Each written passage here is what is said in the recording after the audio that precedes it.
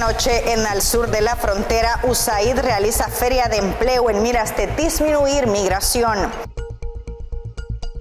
¿Cuál es la diferencia entre un refugiado y un solicitante de asilo en Estados Unidos? Hablaremos sobre los temores ante situación en Florida por ley anti-inmigrante.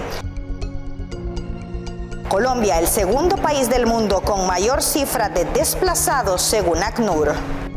Muy buenas noches, ¿qué tal? ¿Cómo están? Bienvenidos a una nueva edición de Al Sur de la Frontera. Los acompaña Roxana Webb y en la próxima hora vamos a hablar de migración. Comenzamos, decenas de jóvenes asistieron a una feria de empleo para obtener una oportunidad laboral y así lograr superarse. En la siguiente nota le presentamos todos los detalles. Veo que tiene experiencia aquí como impulsadora, tal vez ver las oportunidades que tengo administrativas y de esa manera poderlas tomar en cuenta. Ella es Elsa Méndez, una joven de 25 años que desde hace varios meses se encuentra sin trabajo. Ella fue parte de decenas de personas que buscaban una oportunidad entre las más de 300 plazas ofertadas en una feria de empleo impulsada por la cooperación estadounidense y la empresa privada. La situación de Elsa es similar a la de miles de salvadoreños que ante la falta de oportunidades en El Salvador buscan migrar hacia Estados Unidos. Podría haber alguna oportunidad allá, ¿verdad?, en la que uno pueda aprovecharlo mejor, y realmente también es como un no, porque realmente no sabemos a qué es que nosotros vamos, ¿verdad?, o qué es lo que espera. Realmente es como poder adquirir más información sobre ello.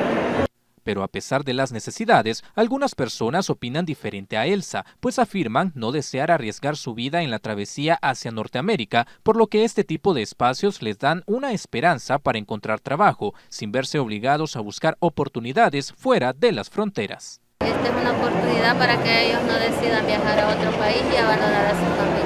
Los jóvenes quieren emigrar a otro país y buscar otras oportunidades, entonces esta empresa lo hace. Es una oportunidad que le brindan a los jóvenes para que vean el talento que ellos tienen también cuando es por primera vez.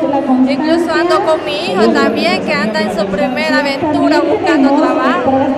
Y es que para la Agencia de los Estados Unidos para el Desarrollo Internacional, esta es la primera feria de empleo bajo la campaña de Aquí Soy, iniciativa que busca dar herramientas a los salvadoreños para construir su futuro en el país. Tenemos programas de empleo, pero también de educación, porque creemos que educación, especialmente educación vocacional y empleos, son muy importantes para mostrar que los salvadoreños pueden realizar sus sueños aquí en el país y no es necesario viajar. Los trabajos que tenemos ofrecidos por los 18 empresas, pero también estamos ofreciendo entrenamiento para emprendimiento. Por ejemplo, estuve en San Miguel anoche, donde estamos apoyando a varios empresarios a desarrollar sus habilidades para ofrecer trabajo aquí en El Salvador. USAID también brinda oportunidades de educación para los jóvenes, tanto en formación laboral como académica. Parte de nuestros programas de educación no solo se enfocan en la educación primaria, pero también estamos enfocados en ofrecer oportunidades para que los jóvenes puedan continuar sus estudios, tanto a nivel de bachillerato, así como también continuarlo en la universidad o a nivel técnico.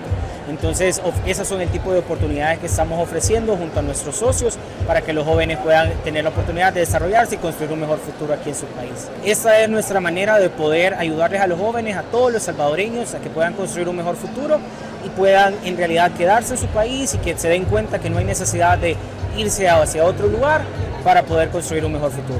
De acuerdo con los organizadores, este tipo de ferias se realizarán próximamente en los departamentos de Santa Ana y San Miguel, donde esperan llevar oportunidades de trabajo a más salvadoreños. El gobierno de Costa Rica asegura que sus capacidades para recibir migrantes están al máximo, tanto en el aspecto económico como social. Costa Rica ya no puede seguir aceptando el ingreso de migrantes a su territorio, así lo confirmó el ministro de Exteriores costarricense Arnoldo André Tinoco, quien abogó por un manejo compartido de los procesos de movilidad en la región. Según el diplomático, los sistemas de seguridad social, hospitales, educación y la integración de la población están al máximo, por lo que esta situación ha rebasado los niveles de razonabilidad, sumado a que este país no recibe ningún tipo de asistencia económica para costear las atenciones a los migrantes. Actualmente Costa Rica tiene pendientes unas 250,000 solicitudes de asilo, de las cuales el 90% son de ciudadanos nicaragüenses, pero también se procesan de otras nacionalidades como colombianos, venezolanos, ecuatorianos, haitianos y cubanos. El problema con estas peticiones, de acuerdo con André Tinoco, es que debido al alto número de solicitantes, la capacidad administrativa para procesarlas es limitado, a tal punto que actualmente hay 50 funcionarios para el trámite de esas peticiones, lo que ha generado listas de espera de hasta 9 años para resolverlas, mientras que procesos ya aprobados rondan entre los 15 a 20,000. Los costos para atender entre 100 a 200,000 migrantes en estatus irregular puede llegar a costar al gobierno costarricense entre 200 y 300 millones de dólares anuales. El canciller detalló que con la apertura de las oficinas de movilidad segura, la mayoría de trámites se realizarán vía Internet y se han definido 2 poblaciones que iniciarán con el plan piloto, es decir, los nicaragüenses y venezolanos. En el caso de estos segmentos, aplicarán al programa los que ya se encontraban en el país al 12 de junio, se precalificarán vía Internet y quienes califiquen serán invitados a una entrevista personal y luego se estaría resolviendo su situación en un par de semanas. Este es un reporte de Fernando Morales. Muchos nicaragüenses buscan visibilizar el aporte de la comunidad migrante a la economía costarricense, a pesar de que muchos mantienen una condición de refugiados, con esfuerzo han logrado emprender. Los nicaragüenses constituyen la mayor población migrante de Costa Rica. Según datos oficiales, incluye a 500,000 de personas, es decir, un 10% de sus 5 millones de habitantes. Para el canciller costarricense Arnoldo André, esa migración afecta a las finanzas públicas. El costo financiero de esta población en Seguro Social, Caja Costarricense del Seguro Social, asistencia social, educación para los menores e integración es excesivamente alto para que el país lo financie solo. Algunos economistas consideran que los nicaragüenses no necesariamente son una carga para Costa Rica. Un estudio de la Organización para el Desarrollo Económico, la OECD, mostró que los nicaragüenses aportaban al menos el 11% del Producto Interno Bruto, es decir, del producto de Costa Rica. Uno de esos migrantes que aportan a la economía costarricense es el refugiado Gerson Snyder Suazo, quien con apoyo de su familia en Estados Unidos logró hacerse de un pequeño negocio de imprenta. Con eso pude también ajustar junto con mi trabajo para hacerme de estos bienes para mi negocio. Organizaciones de derechos humanos refieren que la principal dificultad de los solicitantes de refugio es lograr al corto plazo un estatus migratorio. La capacidad para entregar un documento migratorio de forma ágil podría estar ligada a la enorme cantidad de solicitudes de refugio que está recibiendo Costa Rica. Costa Rica pasa a ser, en ese año, en el 2022, el tercer país que ha recibido más solicitudes nuevas de refugio. Eso significa que solo está por encima de Costa Rica, Estados Unidos y Alemania. Mientras esperan su refugio, muchos nicaragüenses tratan de sobrevivir con pequeños emprendimientos o laborando en la informalidad. Donaldo Hernández, Voz de América. Y Selvin Uceda nos informa que en el sur de Honduras ha bajado considerablemente el flujo migratorio. ¿Cómo está el flujo migratorio en estos momentos? Más que todo, pues, ese flujo de migrantes en la región. Buen día a todos sus televidentes. Bueno, este último mes hemos tenido lo que es el flujo migratorio más bajo del último año, donde de igual forma otra noticia es la ampliación de la amnistía migratoria en decreto 39-2023, donde por 6 meses más las personas que entren de manera irregular al país y que pasan aquí por Choluteca van a ser beneficiados, haciendo su proceso migratorio de manera gratuita y no teniendo que pagar ningún solo centavo para poder hacer su proceso migratorio y poder transitar legalmente por el país. ¿En un 50% ha disminuido el flujo migratorio en estos momentos? Sí, ha disminuido considerablemente, donde actualmente estamos atendiendo un aproximado de 30 hasta 70 personas diarias. Y recordando las personas que atendíamos en el año antes que finalizara el 2022, que atendíamos un aproximado de 350 personas hasta 400 personas diarias, lo que es aquí por Choluteca. O sea que esta ampliación de la amnistía les ha disminuido el porcentaje considerablemente. Recordemos que el flujo migratorio también depende de las políticas migratorias extranjeras, como lo es Estados Unidos, donde ahorita se les ha puesto un poco difícil a estas personas de Venezuela, de Cuba, Nicaragua, que son las nacionalidades que más ingresaban aquí por Choluteca, donde se ha visto ahorita actualmente con el flujo que tenemos que ha disminuido considerablemente y donde estamos siempre anuentes a atenderlos de la mejor manera y darle un trato digno, así como lo ha dicho nuestra presidenta Xiomara Castro. Bueno, muchas gracias. Ha disminuido el flujo migratorio con la ampliación de la amnistía migratoria en la región sur del país. Así lo ha manifestado el director regional. Para el Poder de la Noticia, desde Choluteca, Selvin Euseda. Un poco más de 500,000 de nicaragüenses han abandonado el país tras el inicio de la crisis sociopolítica, asegura organismo local. En los últimos 5 años, entre abril de 2018 y mayo de 2023, prácticamente más de 608,000 nicaragüenses han tenido que desplazarse forzadamente y pedir algún tipo de categoría de protección internacional, ya sea asilo, refugio o más recientemente parol humanitario. Y que esto evidencia que representa casi el 13% de la población nicaragüense que se ha tenido que desplazar forzadamente. Y quisiera llamar la atención que de continuar esta curva migratoria de crecimiento, probablemente a diciembre de 2023, según las proyecciones que se han dado a través del seguimiento de este informe, más de 800,000 nicaragüenses habrán salido del país para diciembre de 2023. Uno de los hallazgos importantes es que la mayoría de personas, más del 40% de las personas que han tenido que desplazarse forzadamente son jóvenes o personas que han salido recientemente de sus carreras universitarias y que evidencia el desplazamiento forzado y la fuga tanto de cerebro como de profesionales en nuestro país. Otra de los hallazgos es que la situación socioeconómica y humanitaria en la que se encuentra la población nicaragüense es muy difícil. Y como parte de la operación Estrella Solitaria, la patrulla fronteriza recuperó a 10 niños no acompañados de Honduras que fueron abandonados por un contrabandista en la orilla del Río Grande en el Eagle Pass. Lo más alarmante es las condiciones en las que los dejaron, con temperaturas que superan los 46 grados centígrados. Los contrabandistas continúan colocando a los niños en condiciones peligrosas. Vamos a nuestra primera pausa, ya volvemos con más de Al Sur de la Frontera.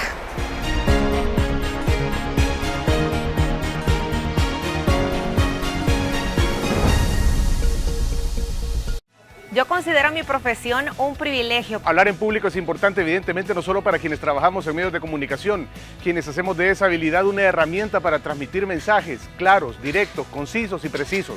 Desde niña soñaba con ser conductora de noticias y sin duda se convirtió en mi carrera. Cuando la gente te llama o te escribe para felicitarte porque lo que dijiste en la tele impactó en sus vidas, es uno de los mejores regalos de nuestra labor. Si eres un emprendedor y quieres hablarle a tu audiencia en redes, en tu blog o en tu canal de YouTube, o si tienes el sueño de ser un comunicador institucional, un vocero o un presentador de noticias, este diplomado es para ti. ¿Qué necesitas? Actitud, deseo de aprender y moverte ya para alcanzar tus sueños. Proyectar la voz, entender que todo comunica, nuestra vestimenta, el maquillaje, la postura, el uso de los elementos técnicos, micrófonos, iluminación, todo lo que nos permita alcanzar nuestros objetivos de comunicación. Aquí la pregunta es, ¿qué tan lejos querés llegar?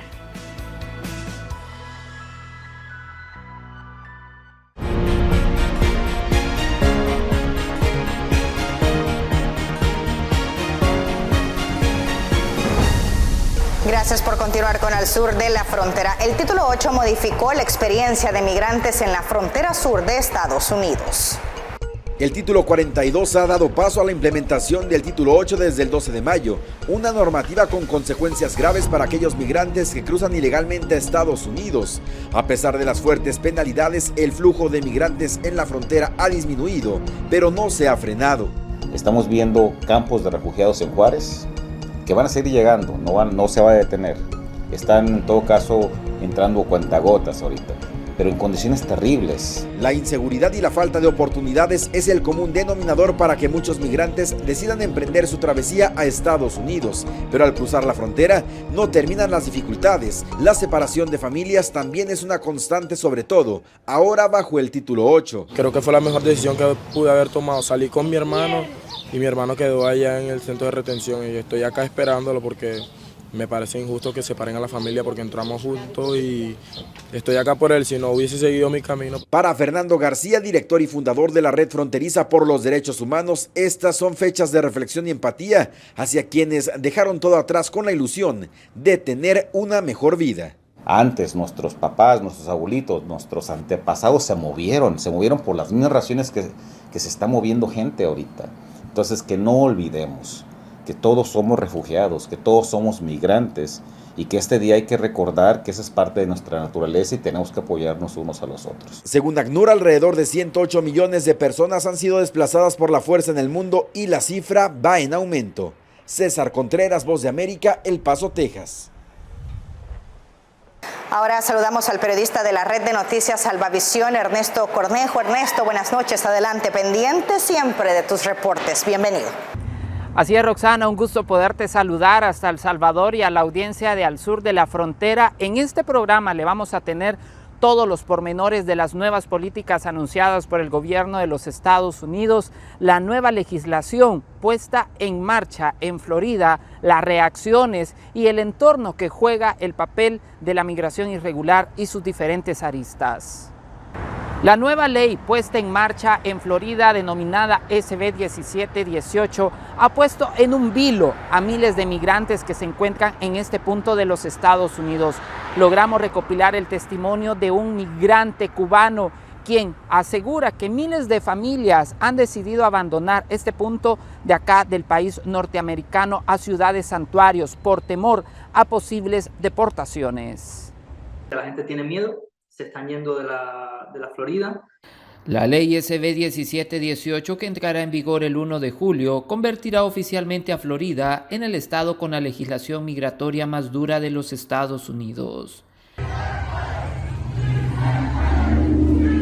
Para los inmigrantes, esto abre la puerta al uso de un perfil racial, ya que las autoridades podrán arrestar a las personas que no estén legalmente y entregarlos para posibles procesos de deportación. Es algo con lo que yo no estoy en lo personal de acuerdo, porque es una ley anti-inmigrante, como ya decíamos, y a mí siempre me ha gustado ir con los inmigrantes porque soy uno de ellos.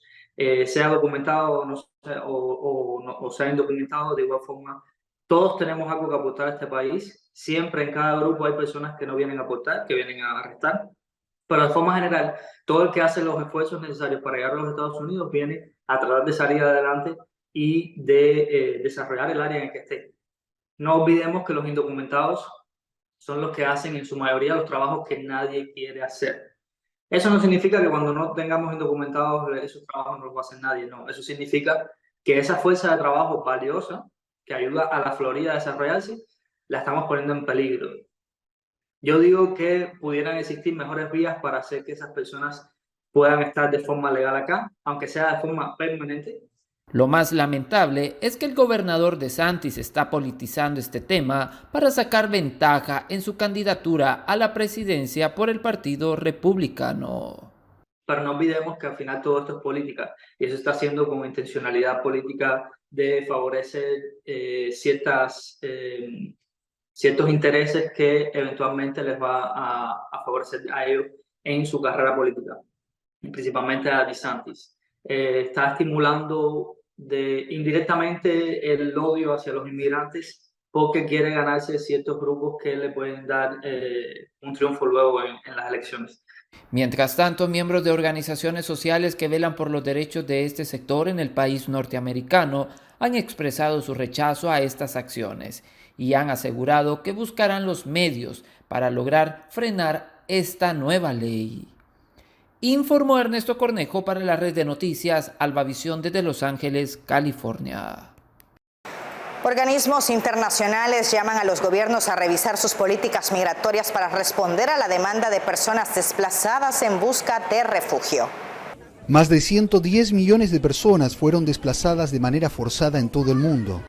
Tenemos 110 millones de personas que han huido debido a conflictos, persecución, discriminación, violencia, a menudo mezclados con otros motivos, en particular el impacto del cambio climático. Una situación que se ha agravado en el último año, según ACNUR, debido a los conflictos armados.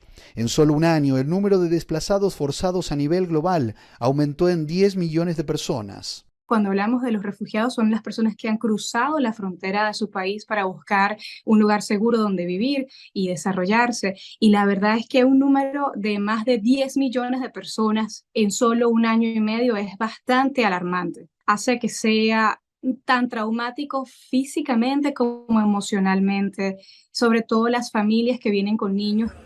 Aunque la definición de refugiados, según la ACNUR, contempla a personas que se han visto obligadas a abandonar su país y buscar protección en otra nación por diversos motivos, la realidad de los refugiados puede ser compleja y diversa, explican expertos.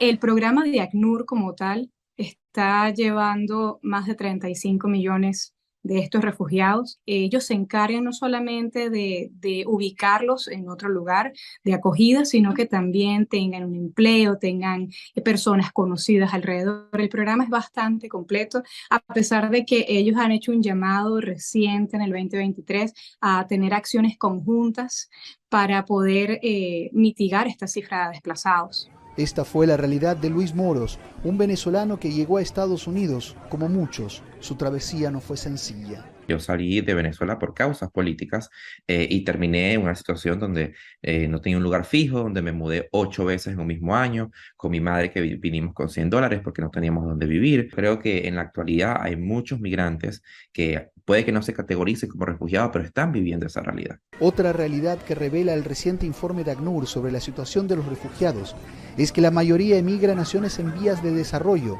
un hecho que limita la capacidad de respuesta para estos migrantes.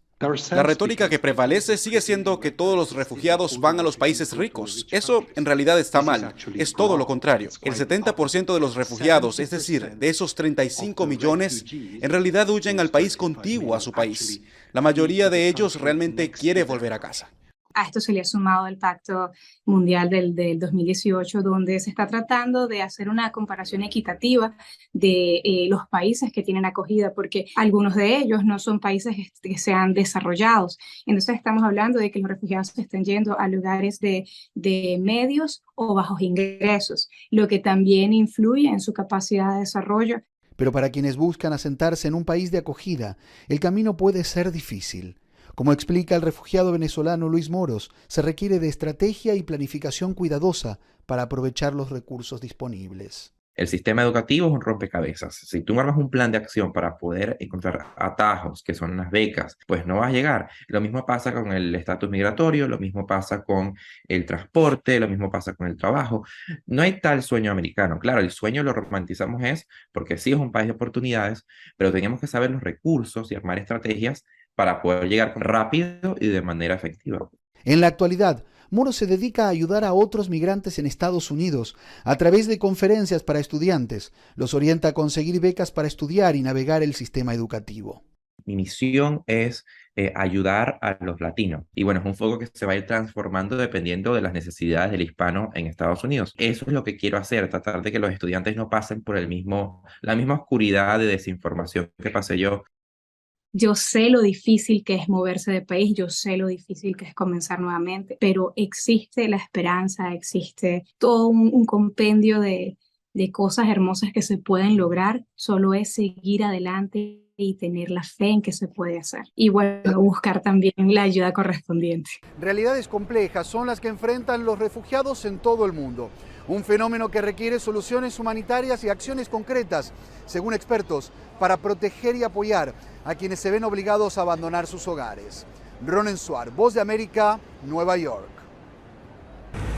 Miembros de diferentes organizaciones sociales acá en la ciudad santuario, como es conocida Los Ángeles, California, también han expresado su inconformidad y a lo largo de los últimos días realizaron una caravana que partió de diferentes ciudades, esto con el fin de llegar hasta Florida y alzar la voz para detener estas acciones con este sector que es hoy por hoy una de lo que ha impulsado al desarrollo económico luego de la pandemia del COVID-19, pero que también tiene un gran aporte económico en cada una de las naciones de donde son estas personas migrantes.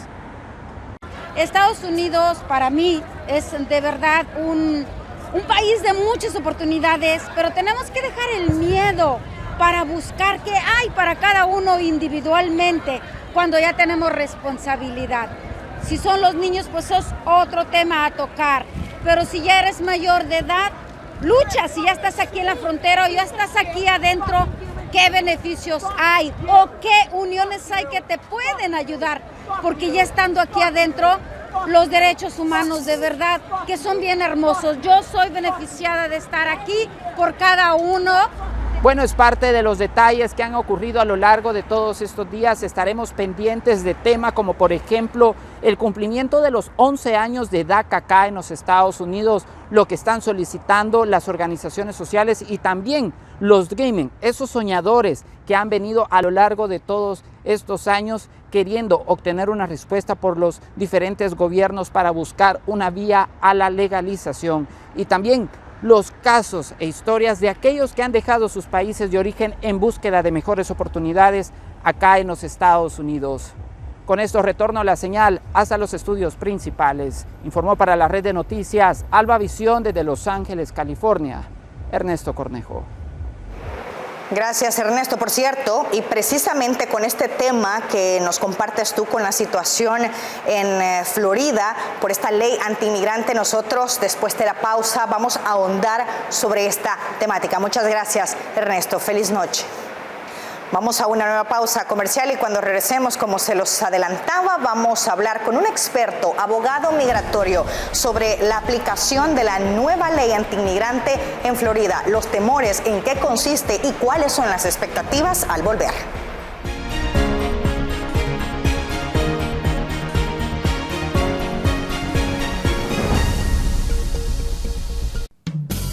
Seguirte preparando ahora es posible desde casa.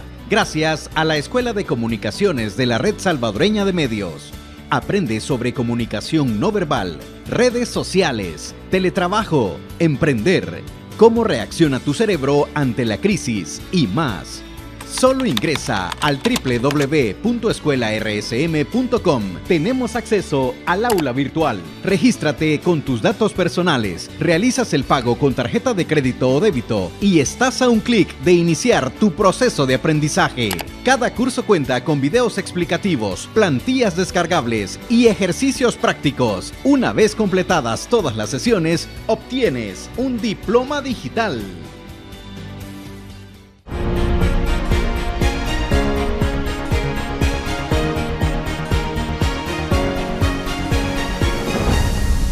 Gracias por continuar con Al Sur de la Frontera. Como ya se lo adelantábamos, vamos a hablar sobre la ley antiinmigrante en Florida. Vamos a ahondar sobre este tema. Y para ello vamos a consultar con un experto, un abogado migratorio.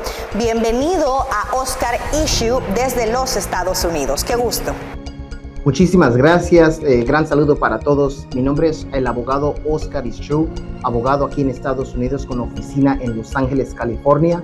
Orgullosamente de padres de centroamericanos, siempre un placer estar con ustedes. Mucho más, un saludo a El Salvador. Hablamos de la ley migratoria en Florida que entró en vigencia ayer, sábado 1 de julio. ¿Cuáles son los principales puntos de esta polémica normativa?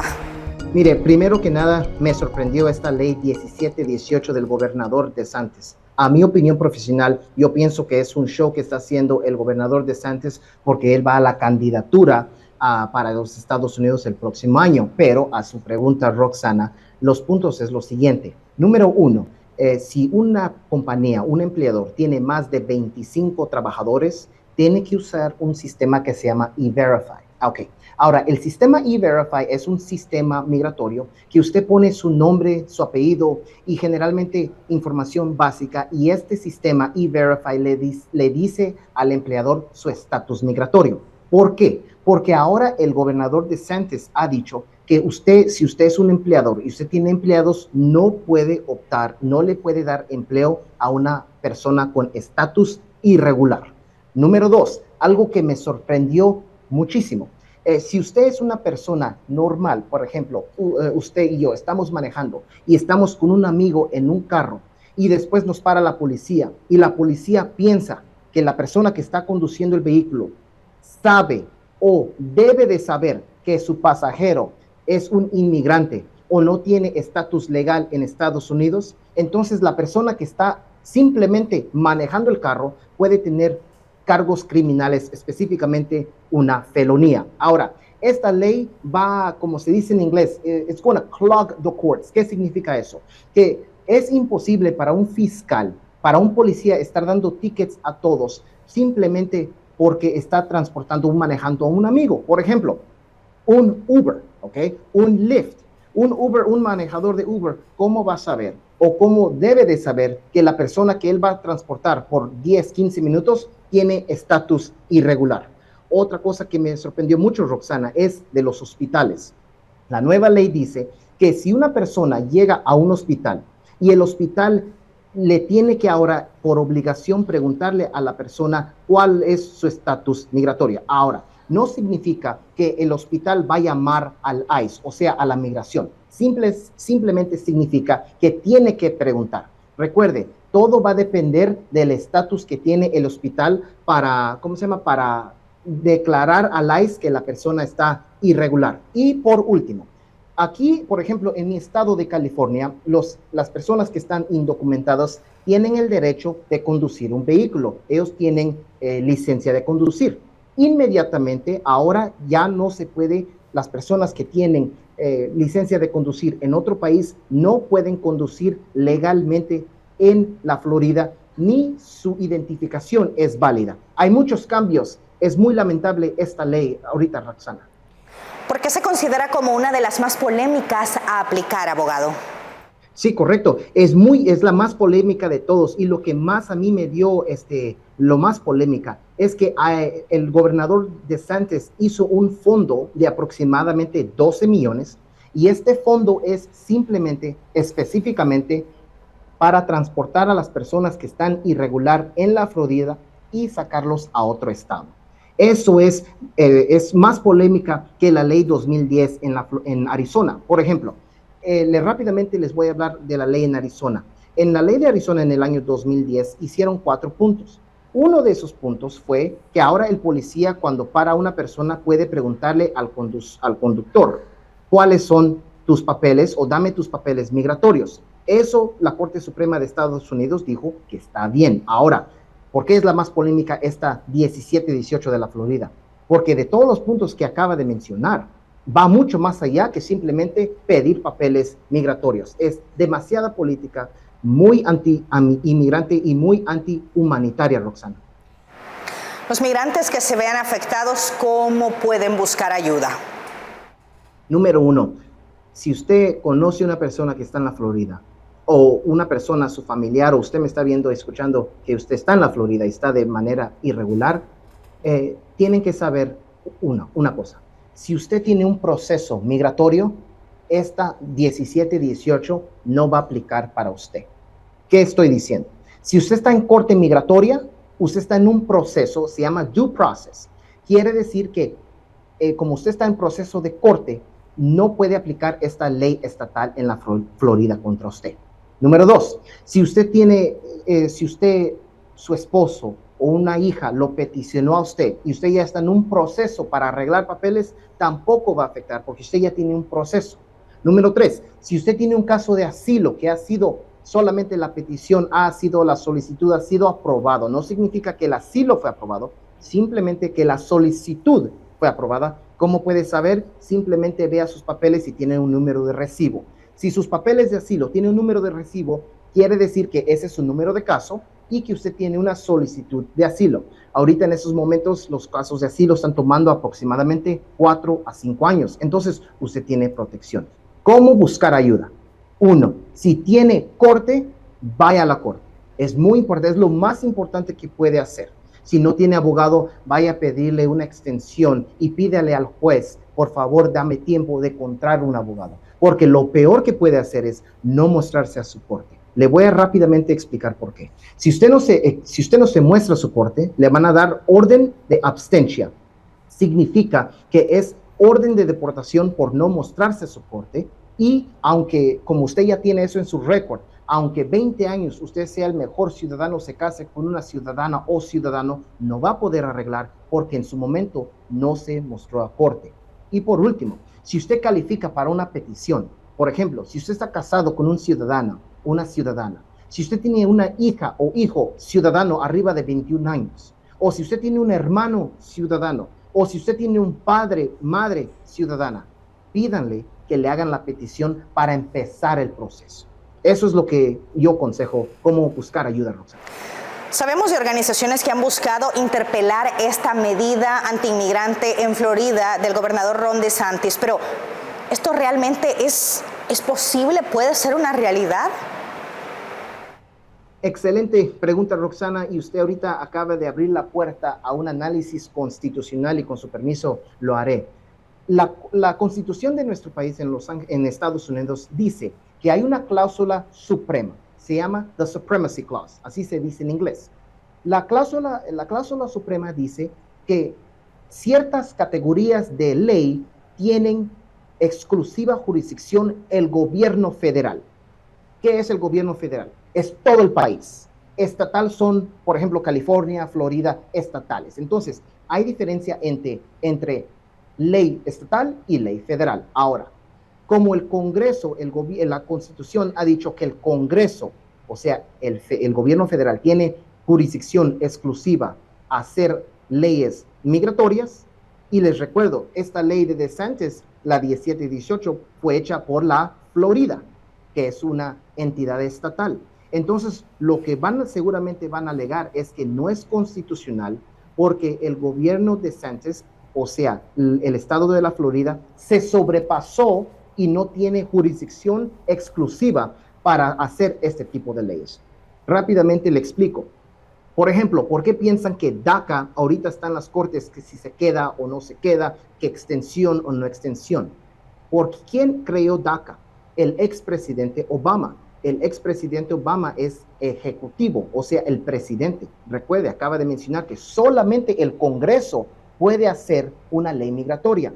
Y como DACA fue creado por el expresidente Obama, que es otra rama que no es el Congreso, por eso está, como dice en inglés, it's in limbo. No sabemos si es constitucional o no, solamente la Corte Suprema de Estados Unidos. En resumido, Roxana, yo considero que lo número uno que tienen que hacer esas organizaciones humanitarias es hacer una injunction. Una moción de una injunction es una ayuda de emergencia a una corte para que escuchen el caso. Yo considero que esto no va a haber conclusión hasta de aquí a un año, pero de que van a pelear, definitivamente.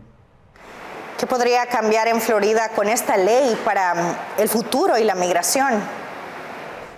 Ahorita definitivamente me duele decirlo, pero lo tengo que decir porque es mi obligación como profesional en esa rama.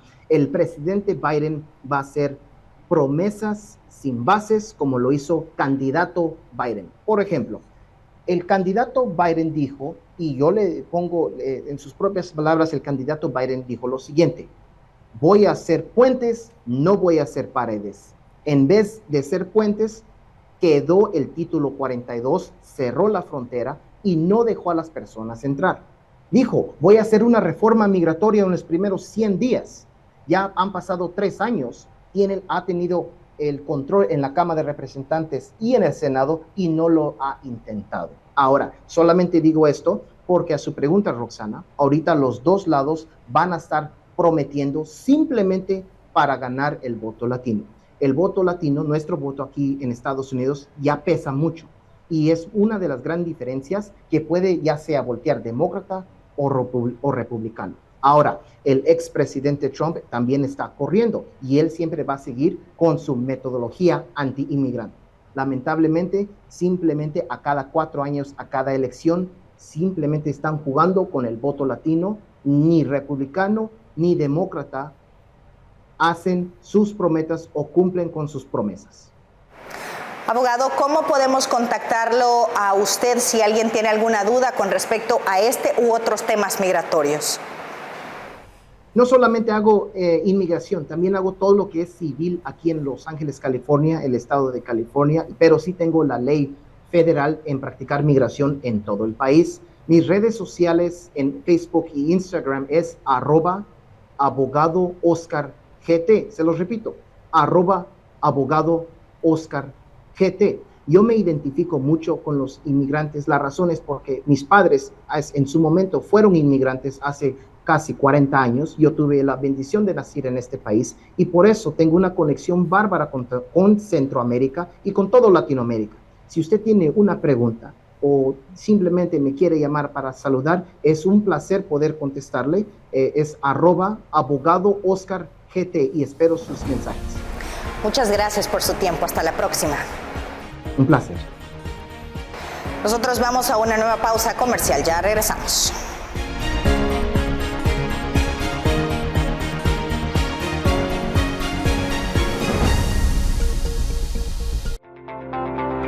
Si eres emprendedor o estudiante, tienes entre 15 y 29 años y quieres aprender a promocionar tus productos o servicios de forma efectiva a través de las redes sociales, tenemos una oportunidad para ti. 150 becas para el diplomado Marketing Digital, impartido por la Escuela RSM. Postúlate ingresando al sitio www.escuelarsm.com y llena el formulario. ¡Te esperamos!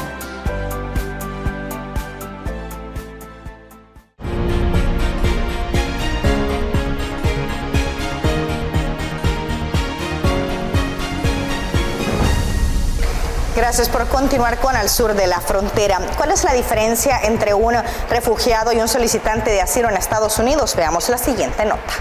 Son miles las personas que buscan salir de su país de origen de forma irregular hacia los Estados Unidos, aunque muchos otros lo hacen por factores de seguridad y solicitan ingresar a este país como refugiados o bajo un asilo político. En ambos casos existen distinciones notables que son significativas según la ley de inmigración, y esto es clave para quienes lo solicitan. Un refugiado, por ejemplo, debe pasar por un proceso de preselección en uno de los pocos centros de apoyo de reubicación o repartidos del mundo, seguido de una entrevista con un oficial de inmigración de los Estados Unidos y exámenes médicos. De aprobar estos pasos, el solicitante se le asignará una agencia patrocinadora de reubicación, quienes darán asistencia de servicios básicos y vivienda. Se les otorga permiso de trabajo y pueden solicitar documentos para viajar fuera de los Estados Unidos. Después de un año, pueden solicitar el estatus permanente legal. Mientras que un solicitante de asilo político es amparado por la ley federal de los Estados Unidos tras ser perseguidos en su país de origen por 5 razones: raza, religión, nacionalidad, opinión política o clase social particular. Estos motivos deberán ser comprobados y justificados que el gobierno de su país esté involucrado o no pueda controlar dicha razón, aunque el gobierno de los Estados Unidos también puede negar la solicitud si éste determina que las condiciones en su país de origen han cambiado desde que se hizo la petición y que puede vivir de manera segura en otra parte de su país de origen. Este es un informe de Aldair Tadeo. 2 décadas después de salir del país que la vio crecer, una mujer nacida en Cuba y criada en Venezuela narra las circunstancias que la llevaron a ella y a su familia a buscar refugio en un territorio de Estados Unidos, Puerto Rico. Mi nombre es Silvia Casado Díaz. Yo nací en Cuba, en La Habana. Mis padres eran cubanos, toda mi familia era cubana. Y entonces cuando vino Fidel Castro, mi familia se puso en contra enseguida porque empezaron, a quitarle las cosas a la gente. Y mi papá tenía una cafetería que había logrado con mucho sacrificio y se la quitaron. Entonces trató de ver de qué manera se lograba la libertad de Cuba y volvíamos a tener elecciones libres y eso. Y no pudo ser porque era un comunismo, era una dictadura, pues. Entonces empezaron a llegarle amenazas y amigos de él los metieron presos y los fusilaron. Entonces mi familia dijo, bueno, hay que irse de aquí porque no pudieron sacarlo, estuvieron años tratando, no pudieron. Y dijimos, bueno, por la vida de mi papá mejor nos vamos de aquí. Inmediatamente hicimos todas las gestiones y logramos salir por México y llegamos a Venezuela, que nos abrió las puertas. Y bueno, Ahí empezó nuestra vida de inmigrante. Salimos con una mano atrás y otra adelante porque no te dejan sacar nada, absolutamente. Todo se lo robó el gobierno, todo lo expropiaron. Pero gracias a Dios ya habían salido otros cubanos antes y había como una asociación de cubanos en Venezuela y nos ayudaron y así nos fuimos estableciendo hasta que consiguieron trabajo mis padres. Yo tenía 2 años en ese entonces. Y bueno, fuimos haciendo una vida en Venezuela. Yo no tengo ningún recuerdo de Cuba, porque salí a los 2 años.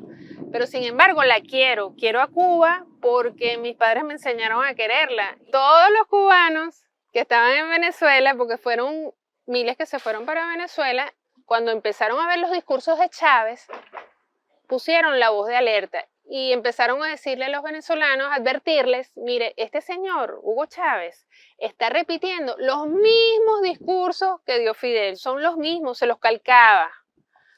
Entonces empezaron a advertirle, mi papá y mi mamá me dijeron, mire, aquí lo que viene es un comunismo, entonces hay que irse de aquí.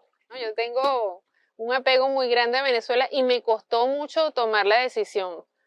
Tuve como 1 año deprimida de dejar mi patria, porque esa era mi patria. No tenía memoria de otra patria. Entonces decidimos hacer nuestras maletas y venirnos para acá, porque además Puerto Rico yo la conocía desde chiquita, porque una parte de mi familia cubana se vino para acá y se instaló aquí. Y a mí me fascinaba Puerto Rico. Yo decía, ay, Dios mío, y mi mamá me decía, esta es como Cuba, pero es un poquito más chiquito, pero el puertorriqueño se parece mucho al cubano y al venezolano. O sea, es el cariño del Caribe. O sea, los puertorriqueños, al igual que los venezolanos y los cubanos, son gente buena, trabajadora, alegre, familiar. Y entonces, a la hora de irme de Venezuela, dije, bueno, qué mejor opción que Puerto Rico, donde tengo primos cubanos y venezolanos y boricuas nacidos aquí. Y me siento como en casa, porque siempre que venía aquí me sentía en casa. O sea, yo sí, tengo fe en que Venezuela se va a liberar pronto y Dios quiera que Cuba también, mis 2 patrias. Pero si no, tú me vas a ver con un bastón protestando. Entonces le decimos a Puerto Rico y a todos los boricuas, por favor, cuiden esto porque yo no me quiero ir de aquí. Yo no quiero que esto se convierta en mi tercer exilio porque de verdad amo demasiado a Puerto Rico y aquí me quedo. Honduras registra 160 solicitantes de refugio de personas de diferentes nacionalidades en el paso por ese país. La inseguridad alimentaria, sequía, inseguridad, los motivos principales. El informe Tendencias Globales de Desplazamiento Forzado de ACNUR de este año revela que a finales del 2022 el número de personas desplazadas por guerras, persecución, violencia y violaciones de los derechos humanos llegó a 108,4 millones, es decir, la cifra más alta de lo que se tiene registro y un aumento de 19,1 millones en relación con el año 2021.